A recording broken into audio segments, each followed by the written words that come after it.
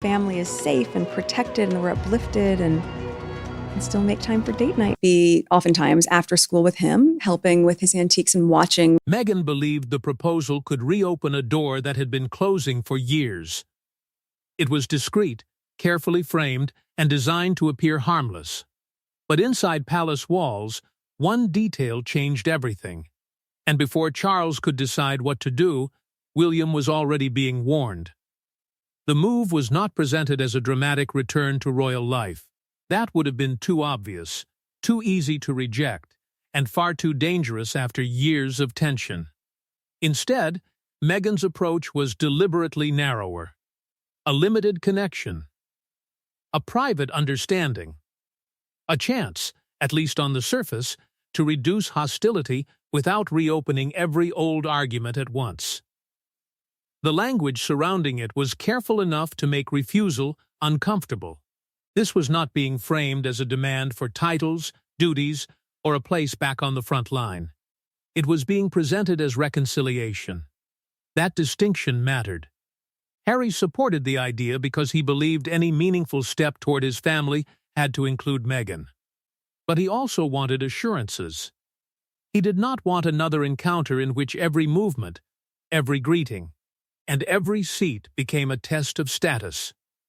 In his mind, a return without protection would not be reconciliation at all.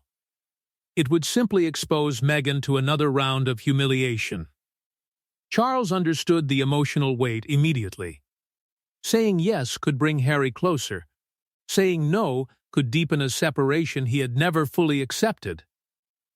Yet the king was not dealing only with a wounded son. He was responsible for an institution that had already survived years of public conflict, competing accusations, and damaging headlines. One private concession, advisors warned, could quickly become something much larger. That was when the whispers began. Senior courtiers reportedly started asking what the proposal would actually mean once it moved beyond private language. Would Meghan simply be meeting Charles as family? Or would palace access, official recognition, ceremonial treatment, or proximity to senior royals quietly suggest that her former standing was being restored? Inside the monarchy, symbols mattered as much as statements, sometimes more. Then William heard about it. Not from Harry, not from Meghan, and apparently not in a direct conversation with Charles. The fact that the proposal had already moved through palace channels before reaching him immediately raised another question. Why had the future king been left outside a decision that might reshape royal boundaries? That concern quickly became something deeper. Because the real danger was not hidden in what Meghan had openly asked for. It was hidden in what acceptance might appear to give back. And once William understood what the proposal could mean beyond a single palace meeting, the question was no longer whether Meghan would be welcomed back, it was who would control the terms of her return. At first glance, Meghan's request seemed almost impossible to object to, but buried beneath the language of reconciliation was an expectation palace advisors immediately recognized as explosive. Acceptance would not simply offer Meghan access, it could give her something the monarchy had spent years quietly withholding. The concern centered on what that access might represent. Meghan was not simply seeking a private conversation behind closed doors.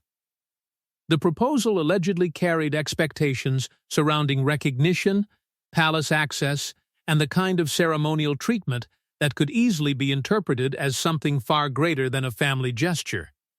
Inside royal life, those details were never small. A doorway used, a position granted, an invitation extended. Even the order in which people entered a room could signal status without a single official announcement. That was precisely what worried senior advisors. If Meghan were granted privileges associated with senior royal standing, even in a limited setting, the meaning could quickly escape palace control. What officials considered a private courtesy might later be viewed as proof that her royal position had effectively been restored. And once that impression took hold, reversing it would become far more difficult. Charles's advisors began to divide. One side argued that generosity could finally cool years of bitterness. A carefully managed concession, they believed, might show strength rather than weakness and give Harry a reason to believe his family still wanted him close. But others saw a dangerous precedent. If boundaries could be renegotiated through private pressure, what would stop every future dispute from becoming another exception? Harry reportedly found the entire argument exhausting. To him, the palace was turning reconciliation into a debate over symbols, ranks, and invisible lines. He saw access as a sign that wounds could finally begin to heal. William saw the same access very differently. To him, it carried authority. It suggested standing. And once royal authority was implied, even indirectly, the consequences stretched far beyond Meghan herself. That was where Catherine entered the equation. Whatever Charles allowed Meghan to regain could affect the standing of William's household and the carefully protected position Catherine was moving toward. The issue was no longer simply about whether Meghan could step back inside palace life. It was about how that step might alter the balance around the future king and queen. But the debate over symbolism was about to become far more personal, because the next name drawn into Meghan's proposal was the one William was determined to keep outside the negotiations. The proposal might have remained a private argument between Charles, Harry, and Meghan until Catherine's name entered the conversation. Suddenly, old wounds, carefully buried tensions, and questions of future queenship returned at once, transforming a family request into something William considered dangerously personal.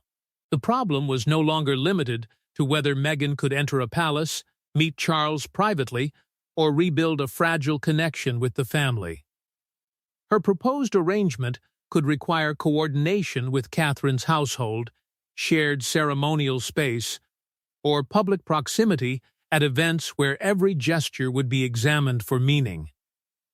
That possibility changed William's attitude almost immediately. He had tolerated debate over Meghan's access when it concerned Charles. But once Catherine risked becoming part of the mechanism that made reconciliation possible, his resistance hardened. William believed Catherine should not be used as a symbolic bridge in a peace process she had not designed. She had her own responsibilities, her own public role, and her own history with the Sussexes. Forcing her into a carefully managed appearance could create the illusion of healing without resolving any of the distrust underneath. Catherine's position was quieter. She was not demanding that doors be closed, nor was she asking William to turn the issue into open confrontation. But she understood the danger of symbolism better than most. One shared appearance, one carefully arranged greeting, one moment of ceremonial equality could produce endless comparisons about status, forgiveness, rivalry, and who held the stronger position. The old tensions did not need to be spoken aloud. They were already present. Harry, however, saw William's objections differently. To him, this looked like another example of his brother deciding where Meghan could stand and how close she was allowed to come. Meghan reportedly viewed the concerns surrounding Catherine as proof of the very system she believed had always shaped personal relationships through rank. If her presence could be restricted simply because it complicated Catherine's position, then hierarchy was still controlling something being described as family reconciliation. Charles tried to separate the two worlds. His instinct was simple. Family could heal privately while official royal duties remained untouched. But the monarchy did not operate in clean divisions. A private invitation could carry public meaning. A personal gesture could become an institutional signal. And William was beginning to believe that Charles's search for compromise was no longer calming the crisis. It was creating more uncertainty with every attempt to please both sides. William had tried to remain outside the negotiation. But once Catherine's position became part of the equation, Silence was no longer neutrality, and his next move would completely change the balance inside the palace. William did not issue a dramatic public ultimatum. He did something more consequential. Behind closed doors, he reportedly laid out the institutional risks one by one, forcing Charles to confront a possibility he had been avoiding. Reconciliation with Harry might come at the expense of royal stability. William's intervention was careful, controlled, and difficult to dismiss as simple anger. His argument was not that Meghan should be punished, nor that Harry should be permanently shut out. It was that the monarchy could not afford privileges that looked private inside the palace but appeared unmistakably royal to the outside world. Once those lines blurred, he believed, the crown would struggle to explain where family ended and official status began. That was the danger he kept returning to. Charles wanted room to act as a father. He wanted the freedom to repair what remained of his relationship with Harry without turning every private gesture into an institutional crisis. But William saw the problem differently. The boundaries established after Harry and Meghan stepped away from official duties had already been tested repeatedly. Reopening them now, even through compassion, could make them harder to defend later. For Charles, that reasoning carried an uncomfortable implication. It suggested that William was not merely offering advice. He was beginning to influence how the king handled his own son.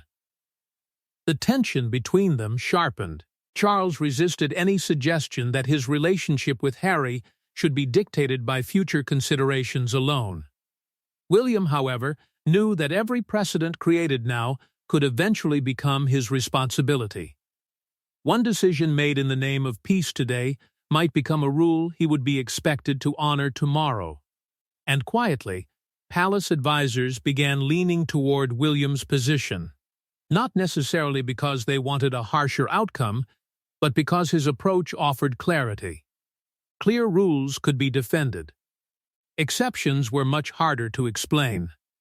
Then, Harry learned that William had intervened. What had started as a cautious proposal aimed at Charles suddenly became another confrontation between brothers. Harry saw interference. William saw responsibility. Neither appeared willing to surrender his interpretation. For Meghan, the shift was even more serious.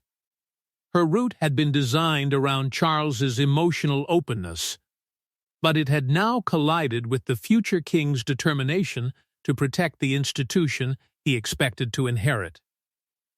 Yet William's intervention created a new problem. Rejecting Meghan outright could ignite another public feud, but accepting her terms could weaken the very boundaries he had stepped in to defend. The palace thought it had found the perfect solution: offer Meghan enough to avoid humiliation, but not enough to restore royal standing. Instead, the compromise exposed the deepest problem of all. Neither side saw it as generosity. Both saw it as evidence that the other could not be trusted. The proposal was carefully divided into two worlds. Privately, Harry and Meghan could be welcomed as family. There could be meetings, conversations, and limited access arranged away from the machinery of official royal life. Publicly, however, the boundaries would remain firm. No ceremonial positioning that suggested a return to duty. No institutional endorsement. No special treatment that could be interpreted as restoring the role Meghan had once occupied. Charles hoped the distinction would finally give him room to be both king and father. He could open the family door to Harry without reopening the constitutional one. On paper, it seemed balanced. To Meghan, it felt like something else entirely. She reportedly saw the arrangement as controlled exclusion dressed up as reconciliation. Being welcomed privately while restricted publicly suggested that the palace wanted the appearance of peace without accepting the consequences of it. The message, from her perspective, was clear: you may enter, but only on terms designed by others. Harry reacted even more strongly. He believed his wife was being asked to accept a relationship in which she could be embraced behind closed doors and treated as a complication the moment royal protocol entered the room. For him, that contradiction was impossible to ignore. William, however, feared the opposite danger. Even a private concession could become public. A photograph, a carefully worded statement, a leaked detail about a meeting, any of it could be interpreted as palace approval far beyond what had actually been granted. The more advisors tried to control the language, the more suspicious the entire arrangement began to feel. Soon, secrecy itself became part of the problem. Charles was caught in the center, watching every attempt at compromise produce fresh resentment. If he softened the terms, William could see it as surrender. If he hardened them, Harry would see it as rejection. The king's effort to satisfy both sons was slowly convincing each of them that he had chosen the other. Then, Meghan made the decision that changed the direction of the dispute. She would not accept a return governed entirely by rules she had no part in shaping. What began as a carefully controlled palace compromise was now collapsing, and Meghan's response would force William to make the decision everyone had hoped he could avoid. Harry had remained hopeful longer than anyone expected, but when the palace's conditions reached him, something shifted. He was no longer asking whether Meghan could return. He was asking whether his family would ever treat her without restrictions, and his final demand put Charles directly between his sons. For Harry, the compromise had crossed a line. He could not accept a version of reconciliation in which he was welcomed as a son, while Meghan remained subject to carefully controlled limits. If the family truly wanted peace, he argued, then that peace had to include her completely. Not as an exception, not as a tolerated guest, and certainly not as someone whose every movement inside royal circles could be negotiated in advance. His demand was simple in language, but difficult in practice.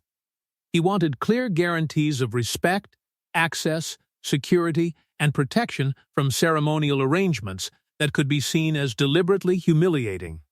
No vague promises, no decisions left to individual courtiers, no last-minute changes that could later be explained away as protocol. That was where Harry's distrust had hardened most. He believed ambiguity gave palace officials enormous power while shielding everyone else from responsibility. If a decision caused embarrassment, it could be blamed on procedure. If Meghan was excluded, it could be called tradition. To Harry, those distinctions no longer mattered. Charles felt the pressure immediately. Harry was not simply negotiating for Meghan. He was telling his father that any reconciliation excluding her emotionally, even while technically welcoming her, would fail before it began. For Charles, that carried a painful message. Repairing the relationship with his younger son might now depend on decisions that threatened to reopen the wider royal conflict. William saw the demand in completely different terms. Guarantees created exceptions. Exceptions created precedent, and if Meghan received protections or privileges unavailable to other non-working members of the family, William believed the palace would be defending one inconsistency by creating another. The brothers were no longer arguing over access alone.